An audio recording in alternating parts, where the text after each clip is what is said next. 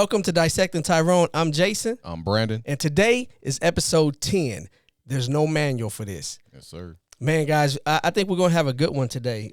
We've been trying to set this one up for a while, and it's finally coming to pass. Yep. Today we got two special guests. Both of these brothers are like family to me. I've known one since first grade. The other one I've known for a long time also, and these are my brothers. So I expect this to be a real good conversation because we have a lot of these conversations off camera too. So I'm going to let them introduce themselves. Richard? Yeah, I'm happy we divided this light skin thing going on.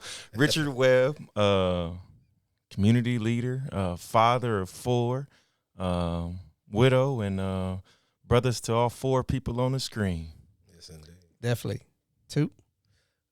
Renault Brown, known as Toot, professionally known as Toot.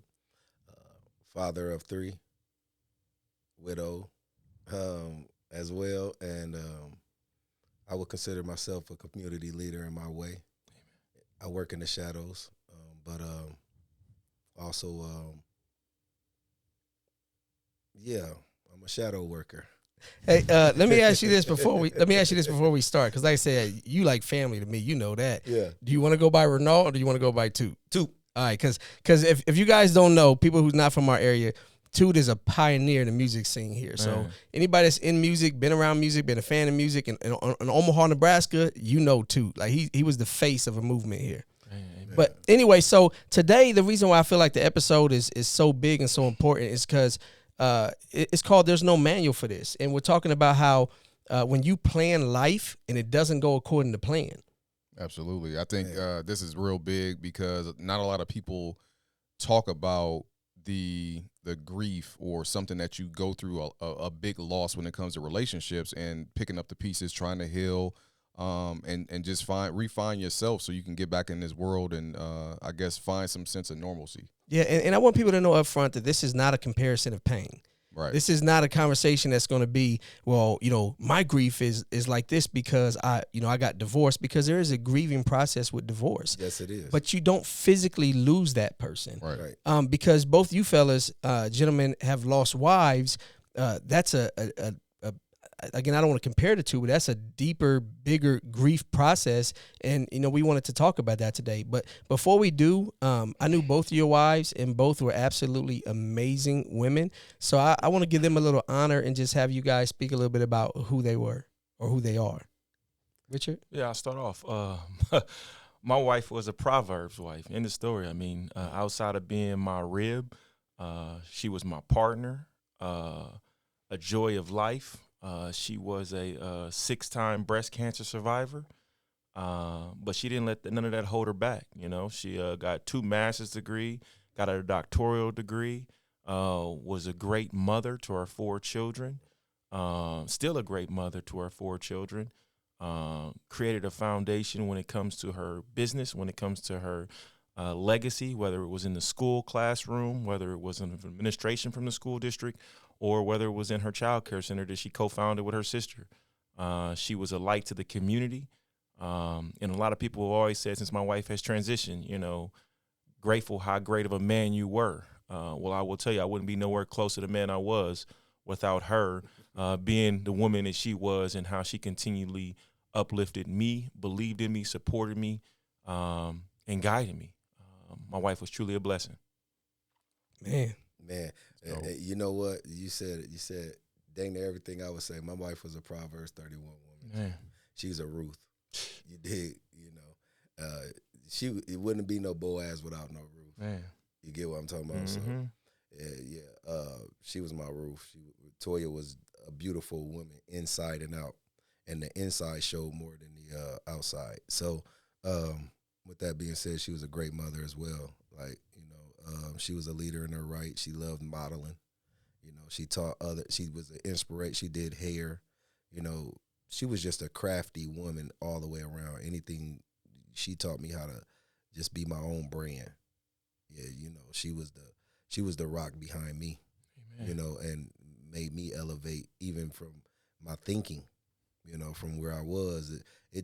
She just was the like he said, the Proverbs 31 woman, the roof. She was a roof. And, it wasn't nothing that she couldn't do, from cooking to, She was a wife. Amen. That's what I say, a wife. Even today, I have not seen a wife yet in my little dating time, you know. But that's who Toya was. She was everything I can't describe. Amen. You know, both of you guys, like I said, I've known both of y'all a long time, and Richard, I always loved the connection you and your wife had. You know, watching you two together, I mean, it was just like y'all pick up where the other one left off, and it was amazing to see. And Toot, I told you before, like I really, really envied you, the way you and your wife. One time we were at an event. I don't remember what it was, maybe like a dance competition or something with kids. I don't know. Yeah. But something happened. You and your wife got excited, and when I look back, y'all back there doing a little handshake. And I was like, man, y'all got a secret handshake? Man, and ever since then, I was like, I want a woman with a secret handshake. Like, I promise you, to this day, if I get in a serious, happy, committed relationship forever, I'm making a handshake. We get in a secret handshake. But she has to be your best friend too. Right. Yeah, I agree. And that's what I saw in both of your situations. Yeah. That's what I saw. I saw best friends, and that was amazing to see. Yeah. Getting on with the show. Again, this is about grieving process, how you navigate it, how you go through it. So let me start off. We'll start with the divorce guys and ask, what was the moment you realized that your life permanently changed? I think in regards to divorce, right? In regards to divorce, so right? in regards to divorce, I just remember the moment that I knew that divorce was real and this process was starting. And it felt like I was losing, in that moment, it felt like I was losing my family. It felt like I kind of lost myself. And that feeling was just like, it was terrible because I never experienced anything like that. Like military, I've talked about being in the military. I've talked about different challenges being in the workforce just throughout life. But when you are 10 toes locked in with somebody like that and you build your life around this person and you are the protector, the provider, it just hits different, especially when you're doing things the right way. So the minute that I figured out like, okay, well, we're at this crossroads, this is what's happening, I took it very, very difficult. But like I always tell you, I was fortunate to have, have the tribe around me. And I think that tribe is what pulled me back. And that tribe is what helped me say, hey, you know, you're going to be okay. At the end of the day, things happen. People are going to go through certain things, but don't lose yourself. And that was the biggest thing that I took away from that, is to not lose myself and be the best person that I can be for me, because whoever wanted to be around me in my circle, they're going to benefit from all that. So, yeah. Man, good. I think for me, when I knew that life was going to be different, you got to remember, I had a difficult situation to navigate, to where it was always ups and downs. So when you're always, told, I want a divorce or, whatever, you really don't believe it. So when I was going through things, I didn't believe it. It was just like, yeah, whatever, she's just talking, we'll figure it out. And then there was some infidelity involved. And I think once that came out, for me, it was like, I'm done. Like in that moment, the second, because prior to that, no matter what we went through, I figured we'd figure it out. Because marriage is about, tell people all the time, it's about peaks and valleys, ups and downs. You enjoy the peaks and you endure the valleys. And so I thought I was in the process of enduring a valley. And once I found out about what was going on, it was like, I'm done. Like that was when it really became real. Like this is over. Like my life is different from this, and my children's life is different from this point forward. And the crazy thing is, we talk about the grief of it, but initially mine was happiness, because I was like, because I had been unhappy for so long that now it was like, I can move forward. The grief didn't come till later, when you really just have to sit with yourself and realize, like, even for my children, like this is a different space that I'm about to enter. You guys, again, I know your situation is a lot different. So, Toot, like, when did you realize that your life was permanently different? I fought to the last. I fought till I couldn't fight no more. So, when I mean fought, I fought with her to beat this dis-ease that she had, and I realized it would be different, like probably a week after she passed, because I was in autopilot, and then once I realized it, I went on a different autopilot. Like I went, you know, I didn't grieve right away. I was grieving during because I knew it was happening. And, so weeks as she was laying in her final moments, you know, in that week or so of her, you know, transitioning, because it just didn't take her. She had to transition. You know, I grieved during that because I started seeing, you know, all the questions that come. Okay, what's this going to look like? What I'm about to be, what I'm gonna do? You know, how I'm a, you know, what is it going to look like? So I just grieved during, and I fought still because I thought I still had to believe that she can pull through this, because she's pulled through so many times. It took about almost a year for me to really sit down and then realize that this is the new normal. For me, it took about that year. And I wasn't even here. I couldn't make a decision to save my life. I couldn't, I was in what they call that short-term dementia. Like I seen it and figured it out. Like I'm jacked up. I'm fucked up. Yeah. Like mentally. So I had to sit down and go in, because them hallways were real. Like I could not make a decision. I was on autopilot. Cook dinner, make sure the kids get to school, go to work, write my reports, get home. Nothing for self. So when I tried to do something outside of that, it was like static. My brain couldn't function. Like I couldn't pull it out of there. So I had to really sit down. So it took about a year for me to realize this is a new normal. What about you, Richard? Yeah, well, blessed that I had my brother Toot. Me and Toot got real close, because a lot of people may not know Toot and Toya. Toya and Danita were very close. Yeah. And even on the last week, actually last couple days Of her life. Yeah, they spent together, and we spent bed. together. Yeah, we was on the couch. You know, they in the bed. And so, you know, God always has a way of putting things into perspective for us. So me and Toot got really close. Outside of even playing basketball together, we got really close.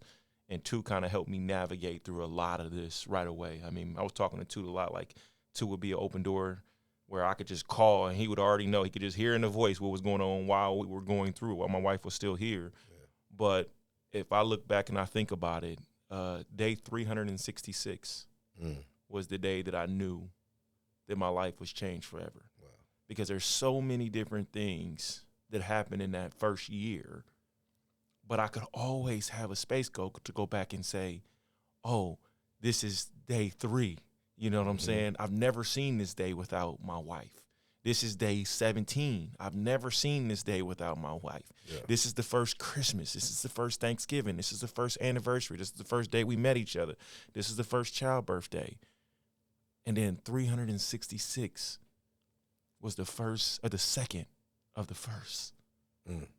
And that's whenever I really took it in, because like Toot said, you know, as you're going through the motions as a father, your first thing is, man, I got 4 children that I got to make sure. I owe it to my wife to ensure, especially my blended daughters, are doing what they were. But then that sends you down a lot of rabbit holes. So Toot said hallways.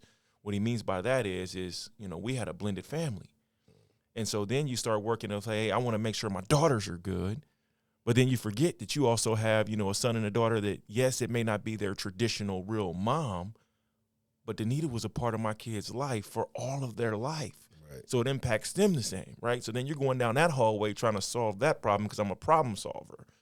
And so until that 366 days came, and then I realized things are going to be different.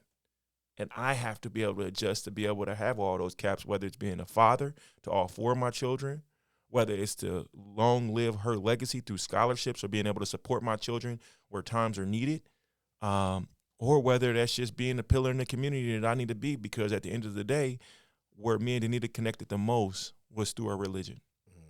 And I had to first and foremost to remember, and this is where it really changed on 366 through my prayer time, that I had to remember that even though I loved Danita more than anything I've ever loved outside of Jesus Christ, I had to remember that she was never mine. And when that sunk in my head, it changed the world. You know, you said that, and mine was, it's similar, but it was when I realized I couldn't save her. Yeah.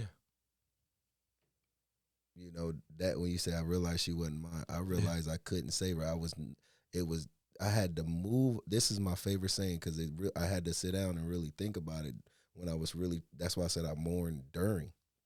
I had to sit down and think about, we getting medicine from Honduras, Africa. We talked about all these what I'm shit, talking about? man. So, you know, we researching and, we got to do this and we can do this. And I mean, a lot of it worked, but when it's just God's will, Man. you got to move out of the way and let love operate. Mm-hmm. So that's what he told me. He's like, you love her a lot. I can hear him, you know, you love her a lot, but you got to let love operate. And then I'm like, I'm moving out of love. I'm love. No, God is love. Amen. So I had to get out the way and let love operate. You know what I'm saying? And I tell people that all the time, y'all don't know how to let love operate. You mentioned something that I think I resonated with when you said you were mourning during the process, and I think it sparked a memory because when I was first sat down and it was said that, hey, this is not it, falling out of love, want a divorce. From that point, and I'm a fixer as well. From that point, I'm trying to fix like, well, what's going on? Like, what's this? Like, I don't understand this. And another saving grace was we were during the pandemic. Yeah. So I didn't have to be outside. Like, somebody would have seen me, they'd have been like, man, you look crazy. Like, what's going on? Are you okay? Sit down. So I could hide that. Yeah. And I did that for a good stretch, probably 7-8 months. But I think once she left or once she was gone or gone from the house, that's when it was like it hit me. And then I was able to like start kind of putting pieces back together. Yeah. But in doing so, you're going to have good days, you're going to have bad days. But I think staying prayed up, having positive people in my life, not resorting to negativity or like till this day, I don't hate anyone. I don't care what you've done. I could dislike someone, but I don't have that hate because when you have hate, they control you or that thing controls you. And I think for me, I operated in good faith and I still do to this day. And that's what I believe God has put me in a light, a direction to come out on the other side and speak my truth and hopefully help somebody else out that has been going through things. And I've had friends that have not gotten divorced, but maybe we're on the verge. I say, hey, bro, work it out. I'm here to talk to y'all. Work it out. Right. Because so in society today, we'll see buzzwords like, oh, yeah, girl, leave him. Or, yeah, man, the hell with her. But it's like we need more of, let's talk. Positive. Because what else? What are your other options? The peaks and valleys that Jason was talking about. For sure. And then for y'all to lose a spouse, somebody that y'all love, I could only imagine because the love that I had in my marriage. Yeah, definitely. When you still loving somebody, you like, damn, I ain't done loving you. Yeah, I ain't done. It's like, damn, like I need that. But I think it's a little bit different when one party is like, oh, I've fallen out of love or this ain't it.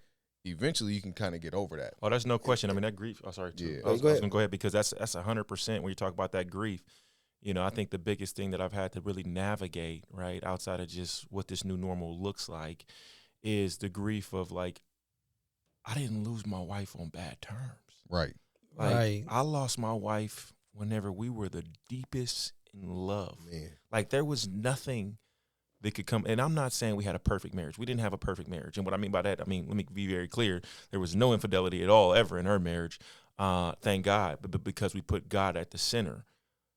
But, you know, we were so locked in to whereas, you know, in the last fleeing moments of my wife's life,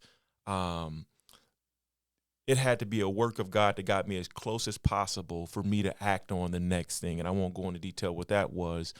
But, you know, losing my wife where there was no issues, where there was just love, it's just a different type of pain. Yeah. It's a whole different type of pain because you're like, man, you plan for so much more in the future. You have all of these plans. And that's why I just heard a saying the other day that it hit so hard for me. You know, we always say, well, tomorrow is this, and you've always heard the additive that tomorrow's never promised, right? But change that mindset to say, instead of, you know, I got one more day or I got to wake up, it's just another day. No, really, this is one less day you got.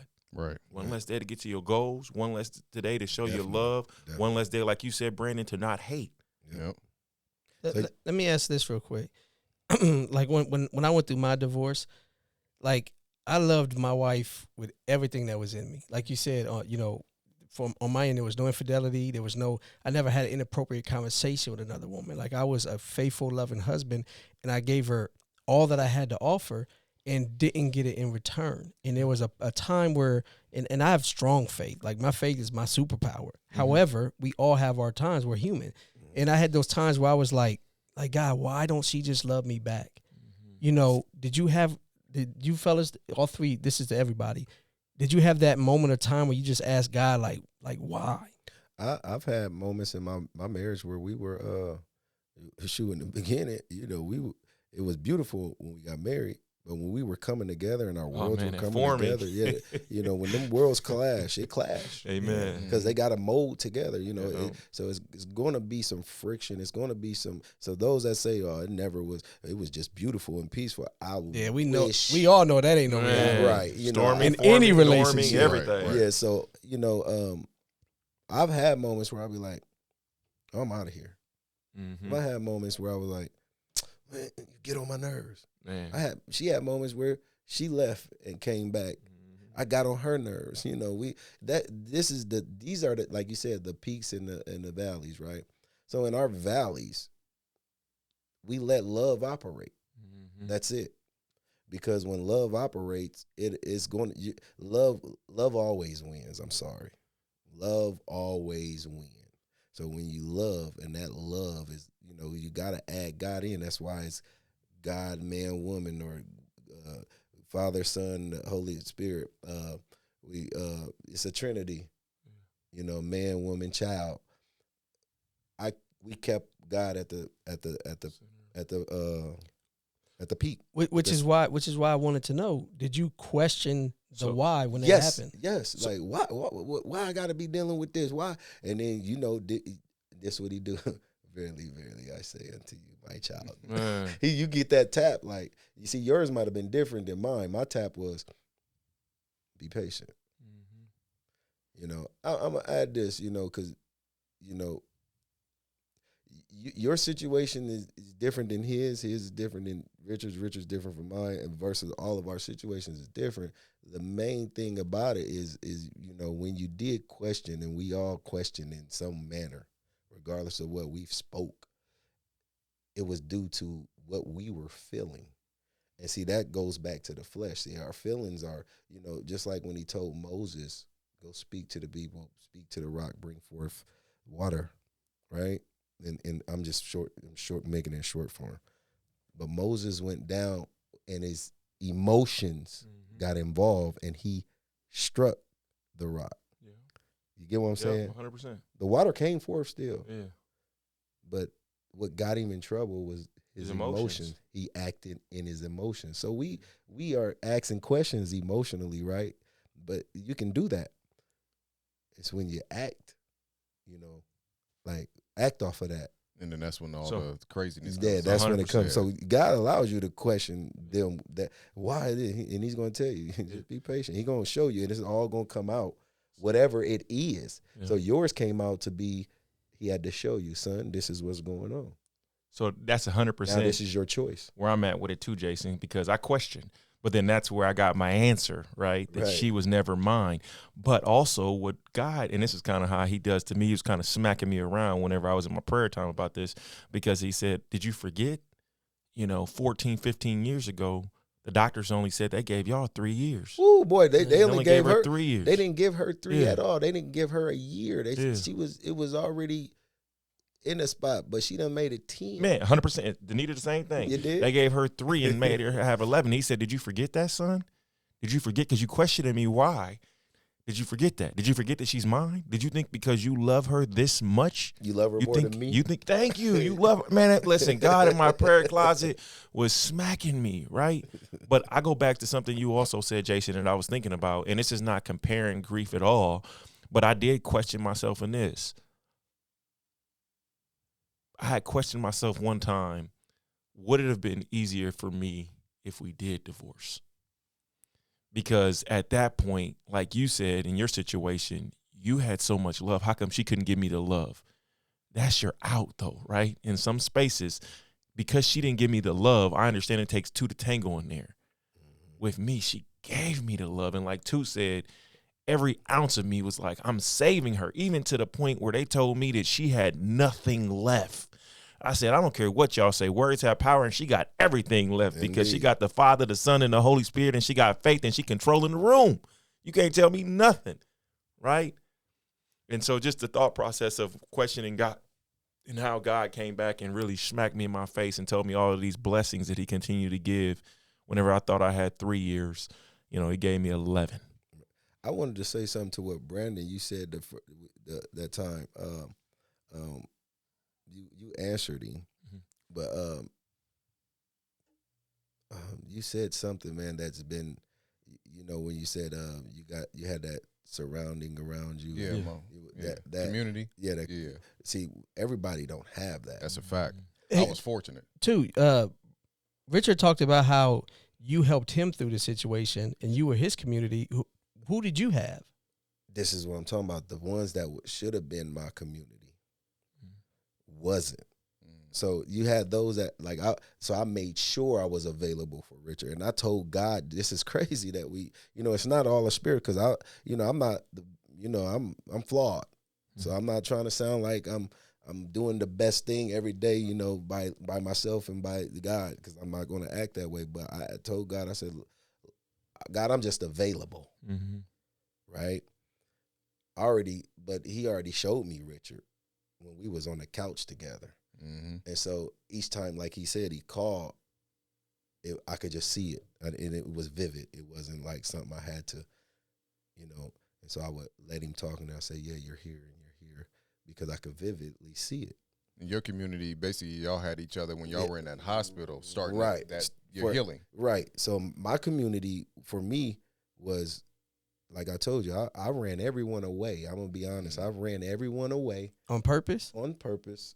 Even at 6 a.m. basketball, we was ready to fight in there. Yeah, but you see, but that was my only outlet, because no one understood what I was actually dealing with. Right.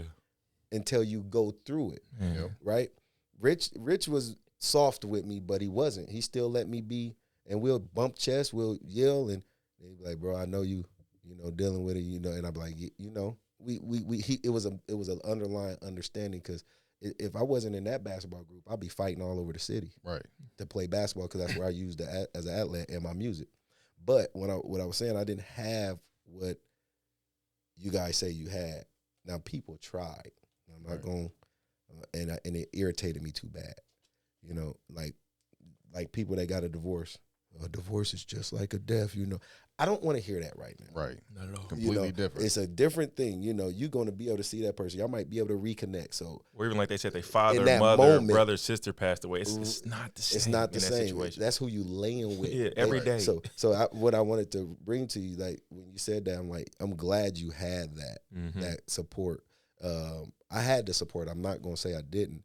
It's just I refused to hear certain things, right? Because some people just didn't know how to listen, right? And that's and a lot of times I think that's what, when I say my community, I didn't ask for much, and prior to that, I was very, very private with my light, like my intimacy, all of that. Like nobody, like I'm a promote whoever I'm rocking with. My wife, like she's gonna be in the spotlight. Like we gonna get it together. But anything that happened in the house, like nobody knew about anything, and I kept it specifically like that because then everybody's in your thing. Right. But the kicker was just being I never forget the first time I opened my mouth and I 911 to the homies, and it was four or five of them in the group, and I was like, I got a family emergency. I gotta talk. Yeah. And they knew, like, we ain't never heard this. And then me saying what I said, getting it off my chest, it started the process for me. And I'm just very thankful that I had ears to listen with no judgment. Yeah. And I think a lot of times, and I'll say it like in our community, from a black community perspective, we get to saying things. People come with opinions. You come with judgment. And somebody's not, whether you lost a spouse through death or you lost a spouse through divorce, you don't want to hear, like, and I tell people this, if you're coming with opening ears, you're coming with real good solutions, I'm going to hear you out. But when you start talking this, well, this, and this, and this, and this, and with people who didn't like somebody, that negativity, it disrupts my peace, and I don't need that. And I think what makes it hard, too, is people don't know how to sit with people in pain. Yeah. Right. You know, they feel, especially when it's people you care about, you feel obligated to help them feel better. Right. And sometimes all they need is just you to listen, just to be an ear, just to vent and get it off. You know, like, let me ask you guys, this is one of our questions. Before you say it, go ahead. Let me finish your question. I was the last one that didn't say anything. anything. Yeah, go ahead. So, to be honest, from a prayer perspective, I didn't question God why, because I prayed so much, cried so much, man, I didn't have no tears left. Right. I asked God for my family, and then my prayers started like, Lord, please let me have my family. And then I still see it pushing away, so that shifted. I said, God, can you put the people in my life who are supposed to be there? You know what? And you said you asked, and then you went positive. I at one point I was like, well, forget it. Right. I know I'm your child, but I'm mad now. Right. I'm mad. I feel robbed. Yep. I was angry, bro, for like 2 years straight. And the only place I can get that anger out was on the court. Yeah. Or on the mic. And then or writing it out. And then when I tried to really yell it out to somebody, I would just need a listener, like you said, like you asked for the positive thing. I didn't ask no more. I started feeling like I gotta take it. I didn't want to see nobody happy together. Man. You know, I didn't want to see just, you know, she said yes, I said yes, and you know, I hated it all for a minute. Right. I'm not gonna lie, I was angry. Yeah. So with you asking, well, God put these people in my life, I was asking to remove everyone. When you know, because I was angry, like, you know, because of it. So my flip side to it, and I'll let you go with your question. My flip side to what you just said right there was that I didn't ask for, you know, I was asking, the opposite. Yeah, the opposite. Like, hey, remove everybody, but you only had, and the real light bearers is going to show up at that time. Even when you're trying to push people away, the real light bearers will be there in that moment. Right. The real light bearers, people that are really spiritually so strong, and you know, they're a light, will be standing in that moment. Now we know both of these situations are serious emotional roller coasters. You know, I talked about feeling happy and then not being so happy. You just talked about the anger of it.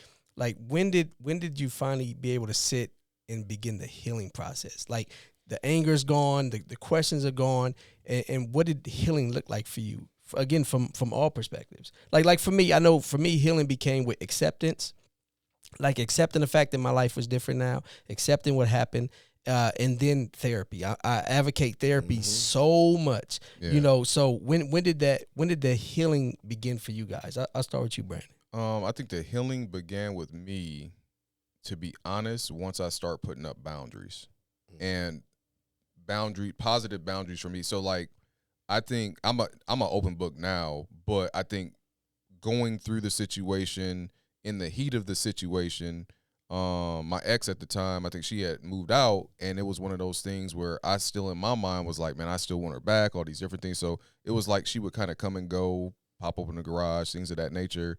And then one day I was just like, man, this ain't healthy. Like, I have to say something, because I'm just allowing the come to go. My emotions are being played with. I don't understand. I can't put my finger on this.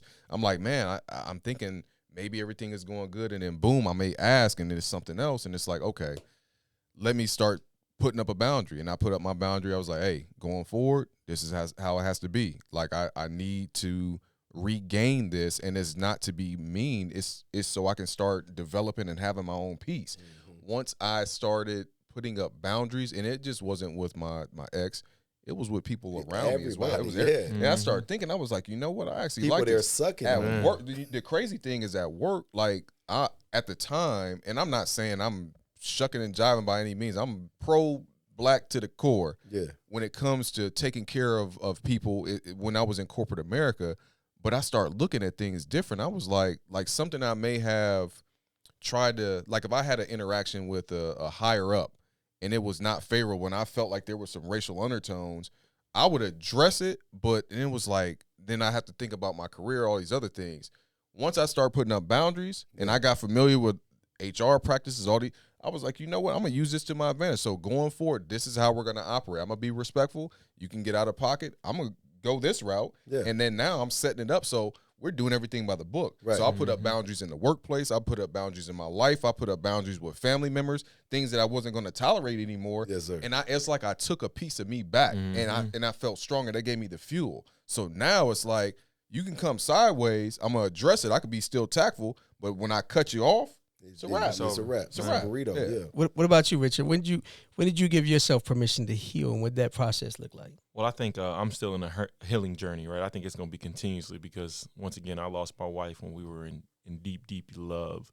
But I think in that process, I've evolved and evolved and evolved more and more. So the first part of the healing journey was to recognize that my wife was gone and never coming back. No matter what I was able to do, she's not coming back, right? Then the second thing is to ensure, like, what does that look like for my children to still be able to support them? I was so scared about losing my blended children, right, or my blended family, or like Toot said, still try to understand, like, what does it look like still being able to go around these people? Because, I love, of course, all my wife's family. I mean, they're still close as can be. Yeah. But like Toot said, you would go to some of these events and you would see, like, the couples kissing each other or showing affection, right? And they're doing it because they're supposed to do it, right? They wasn't doing anything like wrong, but in my mind, I'm like, it brings you back to, dang, this is where I was at. This is what I was doing. This is the affection that I was showing. So it kind of continues to open up those cuts, right? And so I think, like what Brandon said, is really to start more, not cutting people off, because I didn't want to cut them off because they're all real authentic people and I love them and I know they love me too. But like I said, the fear of losing my daughters, all of these just different fears that came with it did allow me to start putting up some of those boundaries to say, this was what it looked like to still show up for them. This was what it looks like to be authentic for them. And then my mother-in-law, I love her like crazy, man. The support that she continues to give me and just to show up in a real space. But I think that's where the healing journey continues for me. It's still more around those boundaries that we're able to set, but also understanding that there are different aspects in life that maybe I will never heal from, and then the thought process that, if God does bless me with another wife one day, it's not about replacing Danita, because I've realized I would never replace the Proverbs 31 woman she was, right? But I think it's having open dialogue, if God does see me with a wife again one day, of how can I still show up and understand I'm not replacing Danita, but I'm also continuously honoring her legacy, honoring our children, honoring our foundation, but doing the word of God and the will of God every day of my life. So I think it's still a continuously healing journey for me. What about you, Toot? And before, Richard, did you do do therapy, actual therapy? There's no question I did 100% therapy, and I support therapy. Because even if it's a space where you can just talk. Now, what I don't support, though, is I don't support therapy taking over your relationship with God. I think my relationship with God is the ultimate therapy, but I am a firm believer that in this world that we live in, just having somebody that you can take things off of your chest. And like Brandon said earlier, sometimes it's good to just have those things as somebody to listen, that you can get it out of your system, get it out of your spirit, and just say out loud. And I'll say this real quick. I believe in all. I believe you need all three. Yep. Our last episode was about balance, And I think that's where balance comes in the healing situation. You got to have your circle, your friends. You got to have your faith or your pastor, and then you got to have your therapist. Amen. A lot of times people go to the pastor and that's their therapist also, and I don't think that's a good balance. You need to have both, because the therapist has training that the pastor may not have, and the pastor has a level of faith and understanding that the therapist might not have. And then they all may not understand you the way your friends do. So there has to be that balance. But before I go any further, too, what about you and your healing process? This is a journey. This one's a journey. I realized that healing in this from this is like allowing. I've accepted. I've done all the accepting. I was an animal. I was running from healing until I was even running from the process, starting. You get what I'm saying? I was an animal, I was hurting people left and right, male, female, pause, but you know what I'm saying? We get you, Drew. You know what I mean? But Yeah, make sure you pause. yeah, I got to pause on that one. Male, pause. But, because, like he said, you realize you can't replace that. And unconsciously, when I started dating, unconsciously, that's what it was. I was that feeling. I wanted that same feeling. And then I had to sit down, which was, a couple years after I had to sit down and, like, okay. And that's when I allowed, the healing to begin. But wounds get reopened when you start relationships that are, under, they have an agenda, or it just doesn't work out and they use your life against you, like use that against you. Or you know what I noticed? I think all of us, I consider all of us good men, and I feel like a lot of times people saw how you treated Danita. They saw how you treated Toya. You going there? Saw how you treated your wife. I didn't want to go there, but you going there. I heard them. I had them ask verbatim, like, I want what she had. Yes, Man. yeah. They look for you to treat. So you talked about dating. How does dating look after your loss, whether it be through divorce or through grief? Like for me, I think I jumped right back into it too fast. Definitely did that. Yeah, and we all do that because we fleshly. Yeah, and for me, I think it was just about the I was so used to companionship. Yep, companionship. The matter, even though mine was dysfunctional at times, I was so used to companionship that I just went out there and said, "Hey, she's pretty. I like her. We click. We're together." And after I ended that situation, which was part of the reason why I ended it, because I realized, okay, you moved a little too fast. So more like a rebound. You need to reset. Yeah, it was and I don't want to call her a rebound. She's a good girl. Not necessarily like a traditional rebound. But the truth is, it was the next thing after your wife. Exactly. And I moved too fast with it. So that's why I've been single for a while now, because I was intentional about taking time to make sure that I was ready, or that I am ready when I do get to that next level. So what is dating and getting back out there look like from all of your perspectives? Look, let me tell you, let me take the floor real quick. Yeah. So, dating, you got like you said, until I started putting up boundaries, and that was within myself, because at one point I didn't have no boundaries. This is like, I didn't have boundaries with my emotions, who I talked to. I just wanted to get it all out, or wherever, and I started putting these boundaries up to even that. So now the dating came, where I started taking it serious. I'm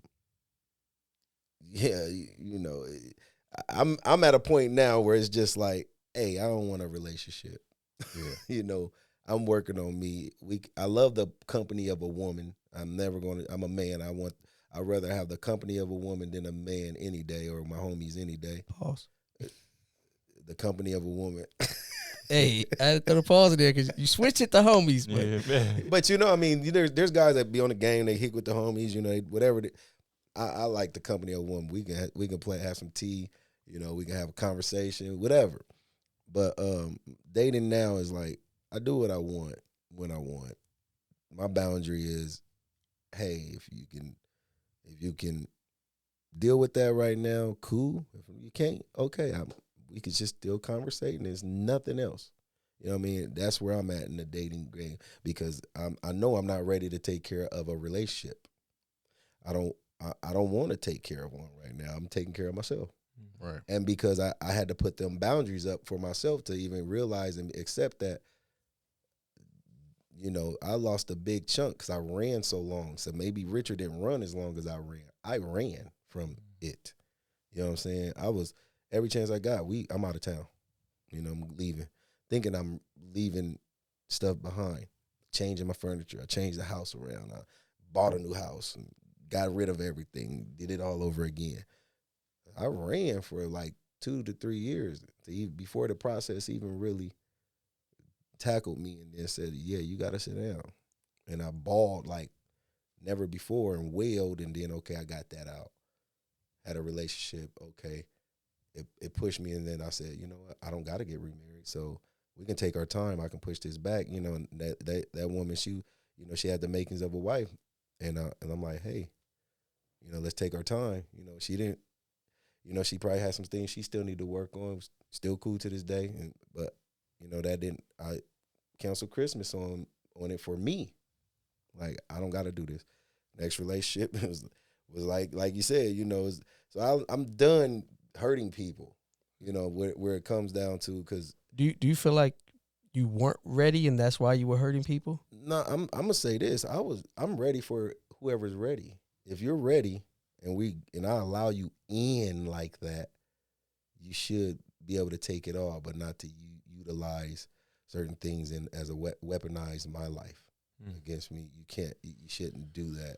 You know what I mean? Because then that's like the wrong ingredient to throw in. You know, and you, like I said, relationships, everybody don't fight fair. Right. We know this, and you know, and you could teach them that. But I just didn't have patience to be like, hey, my patience was like this. Oh, you do something? Okay, bye. Yep. Oh, you show this? Okay, bye. And you know, no matter where it was. So I'm just like, you know, the dating now for me is like, I'd rather just be your friend until, you know, I choose you. Right. You know, and you know, I know when, because it's a man that finding for wife. Right. When it's time, because when it was time then, I felt it. You know what I mean? So I'm just, that boundary, like, I like them words. I started setting more boundaries for myself. Yep. You know what I mean? Yep. And this is just a boundary right now. It's not going to last forever, but it's like, for me, I got to do it this way now. You know what I mean? It's just being cool. Mm-hmm. What about you, Brandon? How was it when you got back out there? I think initially, for me, I locked in on my physical fitness. So like I went from, like, I lost a lot of weight, and then I really didn't gain a lot, but I didn't feel healthy. Yeah. And I started juicing. I was really watching my diet. We see your juicing videos all the time. We said Chef Boyard B. Is that what you said? Yeah, for sure.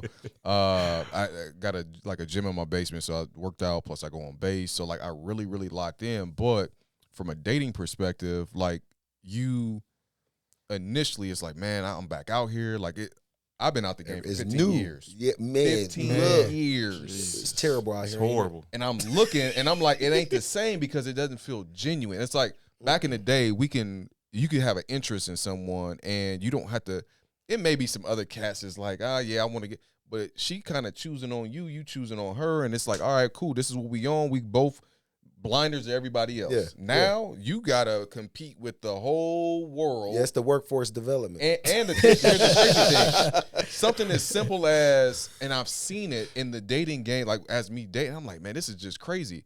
Some women and some men are out here just to gain. They need validation. My goodness, and that's the thing that I don't like about the dating vampires. Game. Absolutely, them are the vampires. Yeah. They're the Suck ones your that's energy. sucking you. And I'm just an ad lib. This is a ooh yeah to what you're saying. So hit a button. Which one you want? Ooh yeah. He ain't got. Let it go. Message. Let's put it over. Yeah, that's a better one. Let the vampires go. Yeah, boy, because they suck on you, and that's like what he said. You know, they need validation. I just was adding to it because, boy, I'm clapping him on with it because, boy. So on top of that, so like I dated, and I had someone who I thought, I was like, okay, maybe I'm kind of locked in, but you know, it valleys, peaks and valleys. I'm still like, man, like I'm kind of guarded. But then at the same time, it's just like, man, if something don't happen the way that you want it to happen, then you feeling a certain type of way. And it's like, man, this ain't it. Yeah. But then, like I said, over time, like it hasn't been many, but I've dated a couple, and then it's like it's one of those things where it's like, okay, Brandon, just chill when it's the right time, the right one to come along. Okay, cool. But until then, like you, I was on not even on some sexual stuff. I'm on like some, hey, like how can I let's kick it. Let me talk. Like what's your intellect look like? Right. Because now it's like I move.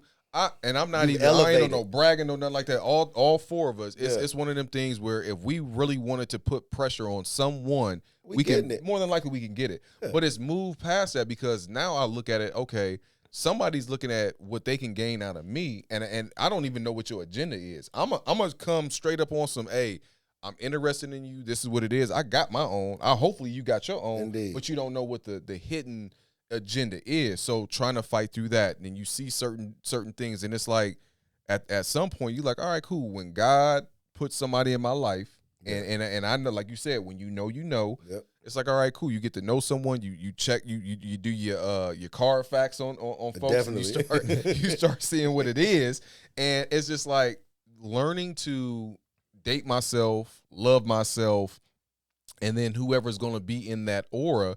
Like, I'm already going to catch the vibe, but if you can catch the vibe with me, right, then we good. So, like, I started looking at dating a whole different perspective a year after, 2 years after, 3 years, now almost 4 years after. It looks completely different from day one of being divorced to right now, and I've grown a lot, and I'm thankful that God's given me the discernment of being able to identify, like, you don't need this to validate you or make you feel a certain type of way. Right. So I look at dating a lot different. And yes, there have been women who have made it known like, hey, and it's like, hey, I appreciate that. Like, I don't take anything for granted because today I look like this, tomorrow I could look like this. It doesn't even, all looks gonna fade. Right. But I was looking for someone who I can build a partnership with. I'm looking for someone who, if she has a hustle, I got a hustle. We gonna promote each other. We gonna make each other look good, like a true team player and a friendship. Y'all mentioned being friends. Yeah. Being friends with someone and being able to lock in. And yes, nothing's gonna be perfect, but if y'all have more better days than the not so good days, that's what it's about. And it's about the balance. And that fourth element that you missed out on was just yourself, like what you do for your outlet for yourself. Like, I think that's that fourth element from a balance perspective. Right. So, when you do that for yourself, you know, like you said, that fourth element, you do that for yourself, that should be number one. Yeah, for sure. Because, and she should be able to accept, any real woman gonna be able to accept what you do for your time. Yep. Because we're mature now. Yep. You know, just like you said something that I wanted to cap on. You know, that's why I grabbed the mic real quick. You said the age showing. No, it's all good because I got many things I'm trying to say. That ain't the age. I ain't forget. It's you said something about the. So I said balance. I said just the partnership, friendship. The friendship, yeah, right? Yeah. So when you have a friendship with a woman, and like me and my wife had a friendship. When you have that friendship, you're going to build no matter what. She's going to take you as you are. Yep. You're going to take them as they are. That means you can smell her farts. Yep. You can smell her bad breath. You can see the dirt in her eyes. You can wipe it out. And you're going to do that. So if it ain't that, it ain't real. It ain't. You know, and I think that's what makes dating hard after. Whether you've been through something like us to where, you know, there's situations that, you know, you got away from, or whether you've been through a situation like you guys where you had these great love affairs, I feel like the next ones kind of always get compared to it, to where it's like, look, if it ain't this, I ain't with it. Yeah. Or in my situation, it's like, oh no, I seen that before. Nah, you out of here. And look, and you know what? You're right. How many times I see that? I say that a lot. I seen that. I know exactly. Yeah, I know what that is. Oh yeah. What about you, Richard? Like I always tell Richard, man, that he's the most eligible bachelor in the city. He's 6'4", got a great job, good personality, charismatic, and people ain't really seen you out here a lot like that. Like, how is it navigating dating for you? Are you ready to do that? And so I will tell you, there's a couple things that go along with that. I think this is live. Everybody gonna see this. Listen, God has given me the light to be the light that I am. Indeed, I'm just messing with you. So I think first and foremost, it's a huge challenge. And the reason why I say challenge is because I know I'm a husband. I know I Say it. operate You better say it. 100% as a husband. That's where I'm at my greatest capacity. And a lot of people may see me now and believe I'm at my greatest capacity still, just because God is continuously showing up in my life, allowing me to be a great father, allowing me to be, investing in different things, doing great with my job because I have a great team that supports me there. But I know ultimately I'm not firing on all cylinders because, when it's something that comes about being married, right? That you are focused. You focused on the next stage of the foundation, Television, right? you get it. And so, for me, navigating through what does it look like? I said earlier in the episode about my children, in therapy. It was huge for me to have conversations with my children and say, hey, if God is in his will to bless me with another wife, I may be married again one day.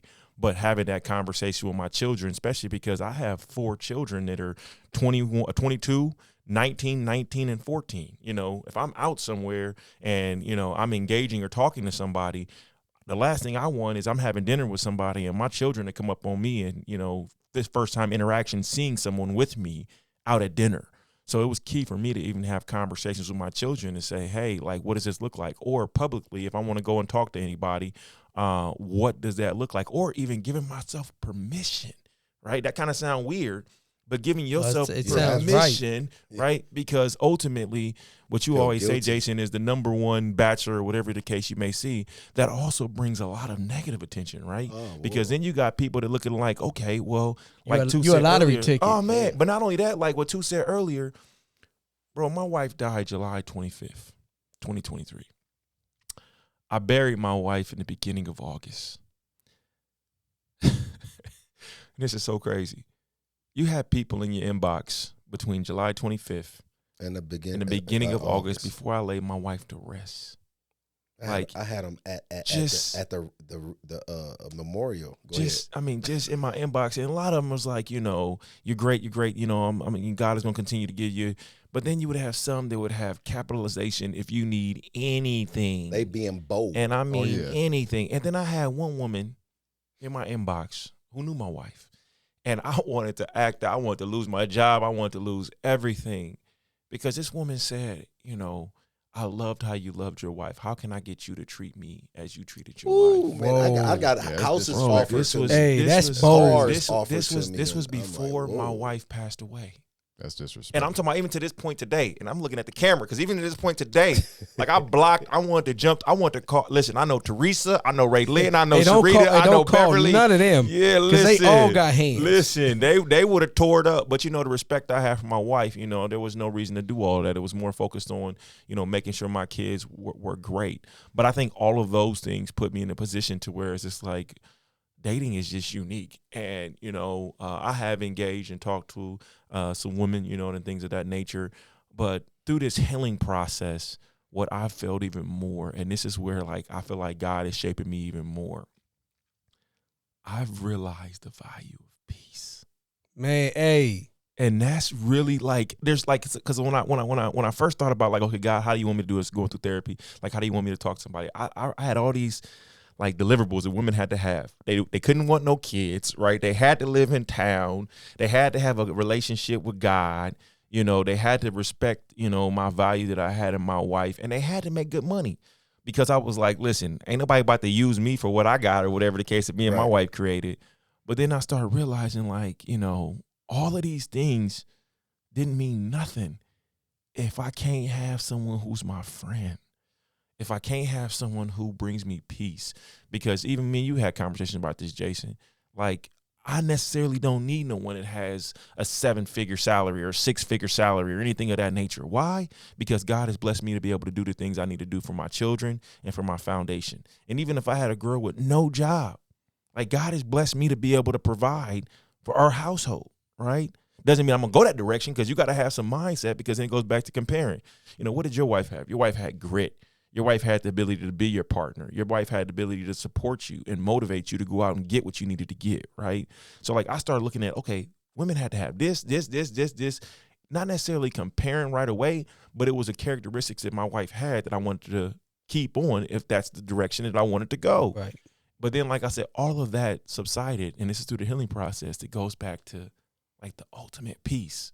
Like that's more important to me than anything. If you ain't my friend, like you can have great sex, to be very transparent. You can have great money. You can have great credibility in the community. You can have all of these things. But if you ain't my friend, if I ain't got peace, you ain't got nothing. Because I think all of us Yo. have talked about this at some point. I've had conversations with everybody off camera in real life. I think we've all talked about how important that peace is. I've told women, if you don't bring me peace, I don't. Yeah, you gotta and go. guess what? And I'm gonna add, because you said it, the main word was boundaries. See, we set boundaries, but we don't set them for ourselves. That's a fact. And we don't set them for. We'll set them for everybody else, but we don't. In these situations, we forget to set them for ourselves. Yep. So that's why he's just now figuring my peace. Because in the beginning, you don't think of peace. Oh, you no. just you told me too. You said, listen, I was all over the place, man. Listen, I took like 13, 14 trips in like 7-8 months and spent too much money on just. I did too. I'm just spending money. Oh my Lord. So the boundaries that you're talking about within, the big keys, and I learned this is discipline. Yeah, that's the boundary. The main boundary is discipline, because it's easy to psych yourself up and be like, oh, I'm gonna just go out here and have a little fun. But in 2026, a little fun can get you in a lot of. Hey, you know what helped you? I'm gonna tell you what helped you. I didn't have it. See, they didn't let me. I got kicked out at Camp Pendleton.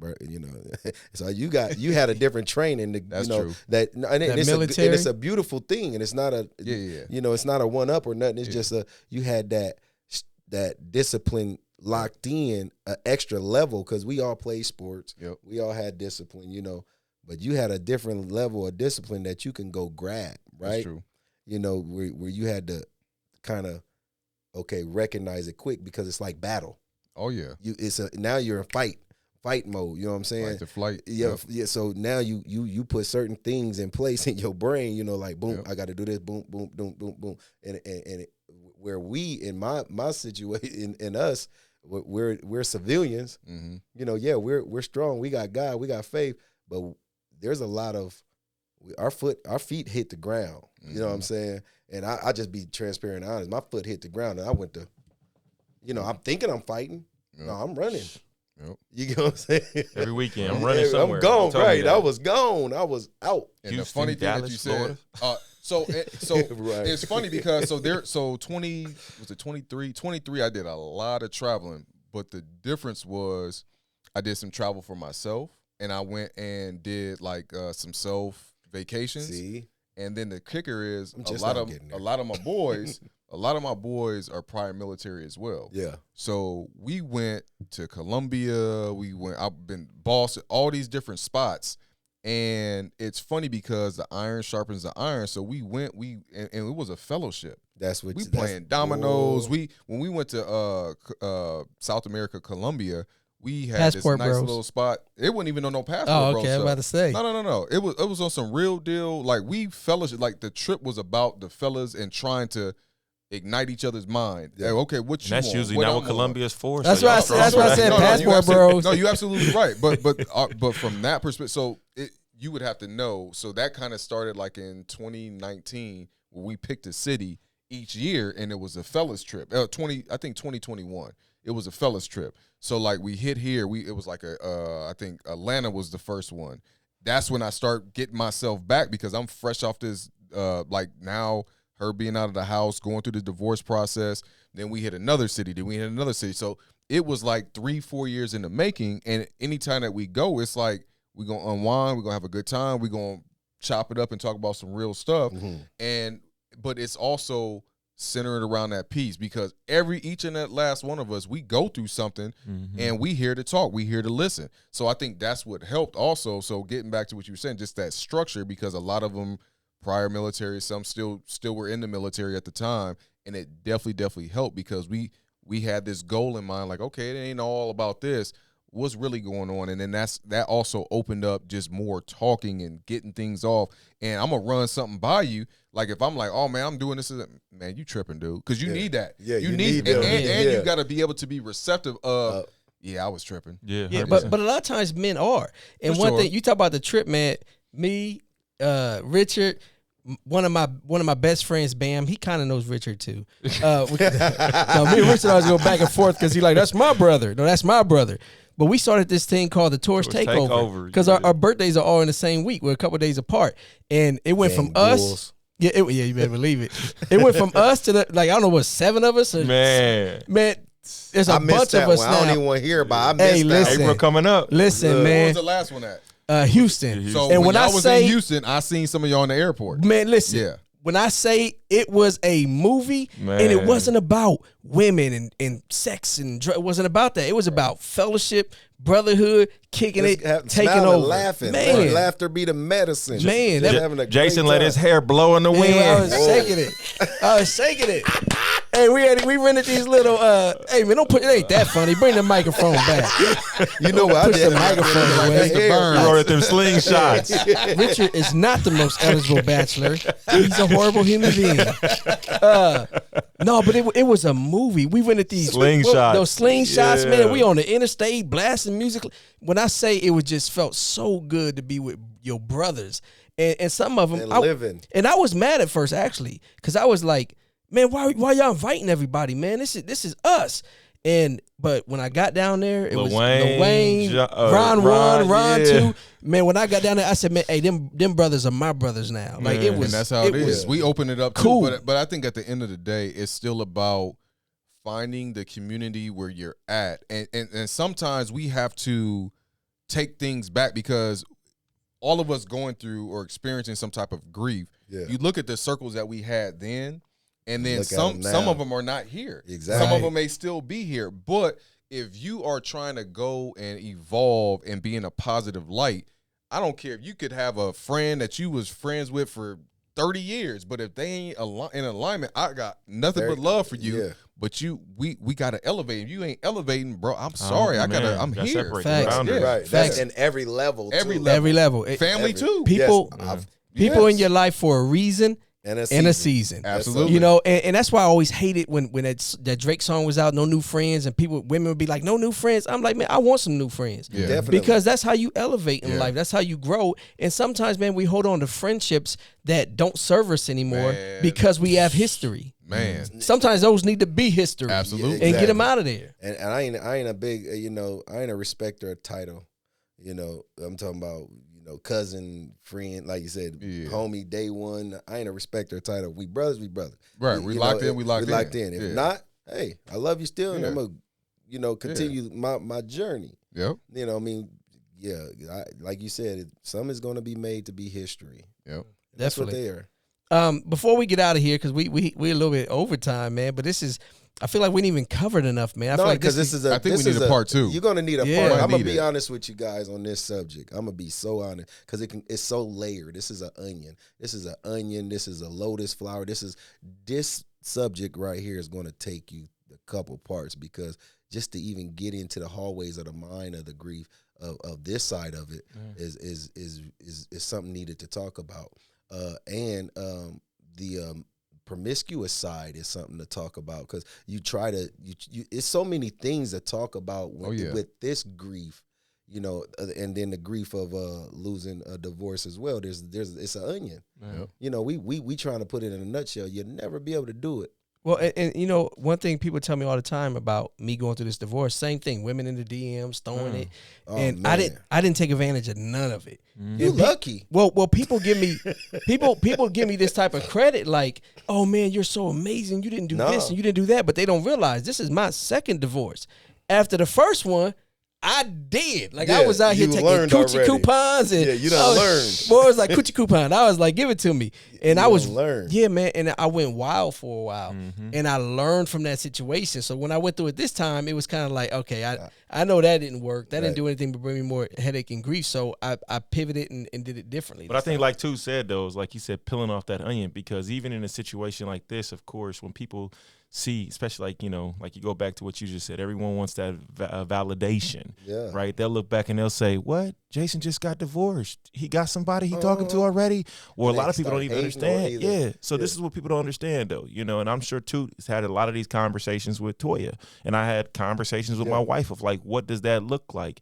But to be very transparent, Jason, you know, the last time, and this is so crazy. This is how, like I said, spiritual impacts that I've had. The last time I engaged with my wife, right, was 5 months before she passed. And what's crazy is afterwards, I knew it was the last time. Like, God tapped me on my shoulder and said, hope you enjoyed it. That's your last time. See, mine was a year. And so you think about it, right? So like Toot said earlier, going through the motions. And what's so crazy is I'm 37 years old. So I'm you know, when my wife passed, I was, man, listen. I know. Sorry, I didn't. So when my wife passed, you know, I was 30, 34, you know what I'm saying? So why I say that though is because, you know, I'm in the height of where you know what I'm saying? Yeah, you is not, and that thing crazy, ain't going backwards. And what's so crazy is my wife, 5 months, didn't touch her. But because I was in autopilot mode and because my peace was so strong and my love was so strong for her, I didn't even realize that. Right. Until afterwards. So even, I mean, and I didn't do this, but I don't care if it was on August 5th that I went out and got some. It was still, you know, 6-7 months since I've engaged with anybody. But you know what? You did your job. That's what I was just about to say. Do you part? We had this conversation before. So I didn't feel guilty getting the next month. Right. Exactly. But let me how could you? But since it's in public, though, let me clarify though. It wasn't no August 5th or whatever. No, I know you didn't. I didn't know what I'm saying. In my case, I didn't feel guilty after because I know I did. Of course. Do you part? I did my job. And you know, hold on, I'm gonna say one more thing real quick because this is ahead. key too. One of the strongest things that really put aside that my mother-in-law has reached out to me and asked me. She said, Richard, how come you have not started engaging in But see, dating that's yet? big though. This is my mother. This is Danita's mom. That is big. You see what I'm saying? Because my mama told me, and I call her my mama. She's still my mama. She said, you did everything you were supposed to for my wife. Amen. I mean, for your wife, for my your daughter. daughter, yeah. And so for my mama, nothing there. So there at that point, so when you are I'm the jealous. husband until you can't be the husband anymore, Right. Man. after that, there's nothing nobody can tell you or make you feel a certain And let type me of way. say this. I'm going to speak directly to the camera on this one I'm jealous. because of how the community acts. Like, oh, he should still be grieving or he should still be doing this or still should be doing that. When a man has fulfilled his obligation, whether it ends through a wife passing or whether it ends through divorce, when a man has fulfilled his obligation as a husband and did what he was supposed to do, you have no right or no authority to dictate how that person heals or moves on. Or moves on. So cut it out. Yeah, because you Cut know it what? out. You know what? And that's why I said we're gonna need a part 2. I gotta get paid for part 2 though. This is too juicy. Hey, Pause. Hey, but you Super know what? pause. You know, part 2 is because it's going to get into the first time you did. Because you know, you giving husband dick to you know, somebody. Hey, I'm You know, listen. the reason why I'm saying it like that because it's the truth. Yeah. Husband dick ain't that outside. When you giving a Right. girl that you first lay with for the first time, you give her some husband. Oh, she instantly It's a boy wrap. shorts cooking, Yeah, it's a boy wrap. shorts cooking, and you know, so you like, don't oh, know- I done made a mistake. You don't know another way to. You don't know any because other that's way. all you've been is a Absolutely. husband, Yeah. right? And it did for me. My first time felt it did. And like, again, there was infidelity on my end, so I'm like, man, forget you. I can do what I want to do, Right. And it still felt weird. It felt awkward. Yeah, because you was- giving it to him. Yeah. You giving it to him with the passion. Hey, look at them in the They ain't eyes, used to- and they ain't never rubbing had their- it. rubbing their Hey, hair. what They they used say? to somebody just rubbing their hair. I'm trying to see what that be like. right. You know what I mean? But I will say so. One I last think I thing. love you. The one last thing that kind of ties in with y'all. So the other piece that I forgot about. So my son, he's 14 now. He won't be 15 until the summertime. But shout out to you, BJ. But I always took his thoughts. I took everything around him in consideration as well. Yeah. He's never met more recent. Well, yeah, he's never met anybody that I had dated or I was talking to. That wasn't even an option because I'm like, I still have to look out for his being. In the story. Right. And I have to Facts. make sure that he is cool, regardless of what anybody else says or anything else that happens. Yep. If I'm not making sure that my son is good, because that is my priority, and we have to now co-parent in this cohesive environment, then I don't want it. But there have been probably women that would have been a good fit for me to introduce it, but it's just like, nah.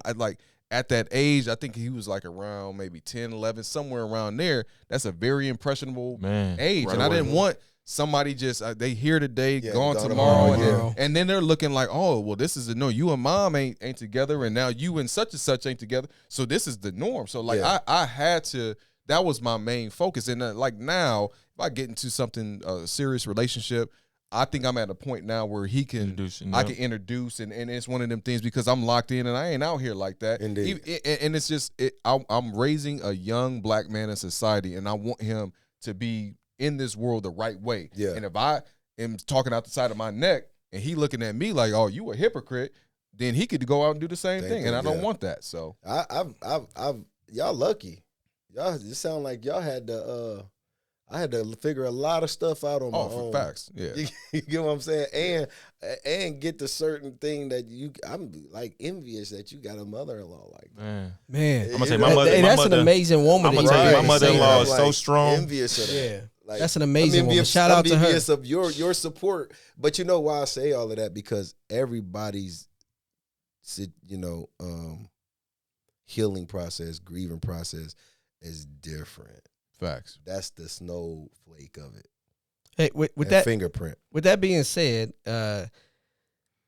when we go through these processes, we talked about how people don't know how to say the right thing. There's always some bad advice that's given. Before we close out, I want everybody to look in the camera and give our viewers a piece of advice on how to navigate this situation. I'll start. Let me say, I'm gonna just tell you to do what you need to do for you, and that's go inside, meditate, pray, be still. Be still. Don't run. And face it immediately and let it do what it's supposed to do. That's what I would tell you in this grieving. Do it now. You can do it now. Some people are like, oh, it's when it happens. No, do it now. Face it now, immediately. That's good advice. And for me, I'm gonna say, give yourself permission to feel whatever you feel. It's okay if you're mad at God. It's okay to cuss God out. It's okay to, be mad at friends and want to be alone and be depressed and whatever. It's okay. But after you're done with those emotions, be intentional about your healing. Get therapy, talk to your friends, find that balance, be intentional about your healing, but never apologize for being human and going through things. Yeah. Brandon? I'm going to say, piggybacking off of one thing that Toot said, sit down. Mm-hmm. Sit down. I think that's the first thing, because when you're in the moment, it's so many different things that are happening. Yeah. And you trying to see this and see that and see this and see that and see this. And it brings back what I said earlier. If you can't sit down and you can't be or start working on the best version for you, you are not going to be good for anybody else. Sure. Anybody else is in your circle. So, number one, sit it down, start the and there are resources. Maybe, I don't know if we could put up, like, again, I know we had Peyton Hogan on. There are resources for you out there. Even if you don't have a circle, like maybe I have a circle, your circle can be from a clinical perspective, your faith within. There's so many different avenues out there, so many different, and you don't want to go down a rabbit hole of going on YouTube and think, because I looked stuff up and it would say XYZ or how to get your wife back, but then you over here and everybody's situation is different. Yeah. And it's like, you can't try what this person said because his experience is different, because the woman that he's with, it's a different dynamic. So sit down, try to get some peace within, and then start the process and just start moving forward. Yeah. What about you, Richard? Well, it's consistent. Sit down. I mean, when Toot reached out to me, right afterwards, he told me about the hallways. And I didn't really understand those hallways, man. And when I didn't understand them, like, I heard him and I understood what he was saying. But just picture yourself in a long hallways with, all these different outlets you can go. But then when you're going through this, you're trying to make these decisions and there's fog there. Mm. And you really feel like every decision that you are making really is the best decision. But because of all of that fog, you're going into dead ends, right? And a lot of that is because you didn't sit down. Toot told me right away that, you find yourself traveling, you find yourself spending money, you think all of these decisions you're making with a credible mindset, but you're really not, because of all of that dense fog.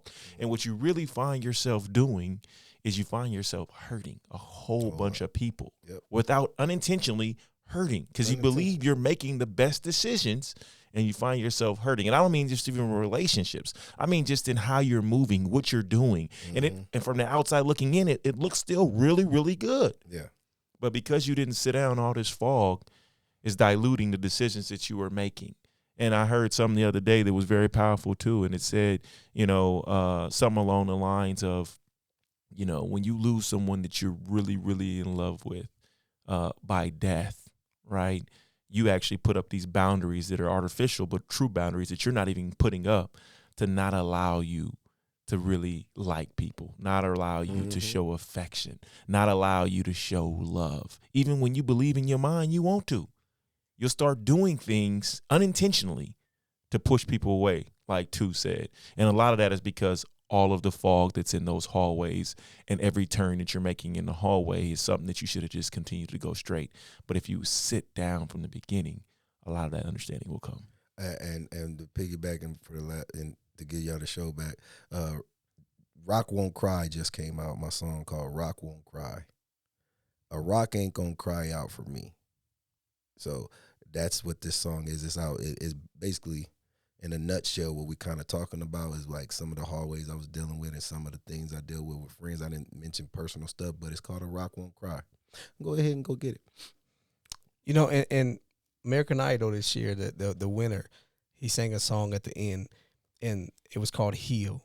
And the hook of that song, I love that song. Yeah, man, he killed it. Man. But the hook is just heal, heal, heal. Mm-hmm. So I give that advice to our listeners, to everybody out there, to everybody on the panel.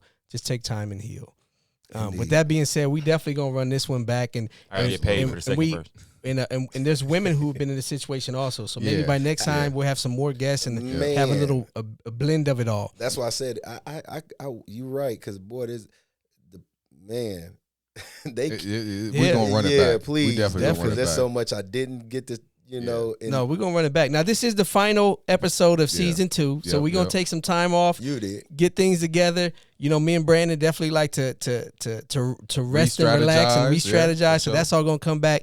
But next season, we are definitely going to run this back, and we're going to run back more topics similar to this. So with that being said, I'm Jason. I'm Brandon. I'm Toot. I'm Richard. You did. Have a good one. Peace. Peace.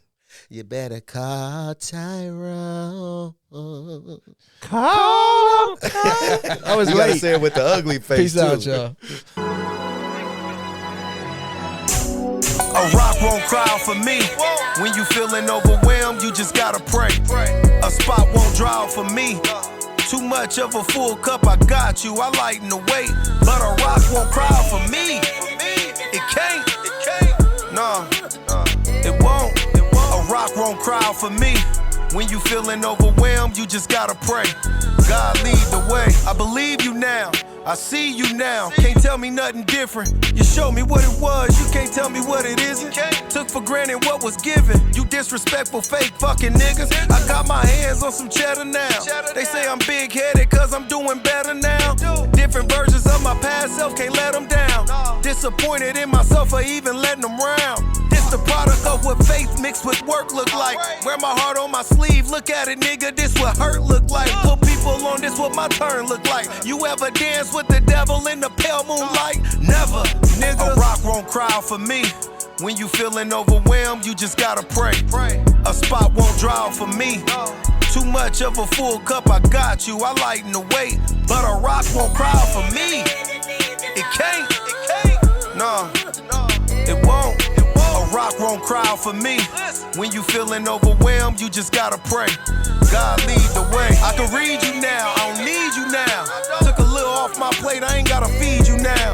Answered you niggas call, y'all knew how I was coming down. Heavy with it, I ain't never came petty with it. Even at distance, wasn't shaky, aim steady with it. Didn't do it, was the truest, but they said he did it. Heavy as the head, heavy-handed and a heavy hitter. I'm the pick of the litter, yes sir. I'm depicting the picture, yes sir. I ain't playing the victim, no sir. Couldn't do me wrong if you did your worst. Even hard times got their perks. That's why a rock won't cry for me. When you feeling overwhelmed, you just gotta pray. A spot won't dry out for me. Too much of a full cup, I got you. I lighten the weight, but a rock won't cry for me. It can't. Nah, it won't. A rock won't cry for me. When you feeling overwhelmed, you just gotta pray. God lead the way. Ain't no handbook for being a father. We just learn as we go, learn as we grow. I tried to turn the tide so they don't reap what I sow, but they reaped what I sowed. I tried, you know. When you think you're right, you're wrong, but what's right, you know? It's always a fight, you know. An extra flight to go with new heights and lows. I got slight control, but the rest in God's hands. I'm trusting His plan, cause I'm just a man. Just try to understand what it feel like. They push my limits, testing what I'm built like. My daughter called the police on me, this is real strife. A real life like a rock won't cry for me. When you feeling overwhelmed, you just gotta pray. A spot won't dry out for me. Too much of a full cup, I got you. I lighten the weight, but a rock won't cry for me. It can't. Nah, it won't. A rock won't cry for me. When you feeling overwhelmed, you just gotta pray. God lead the way.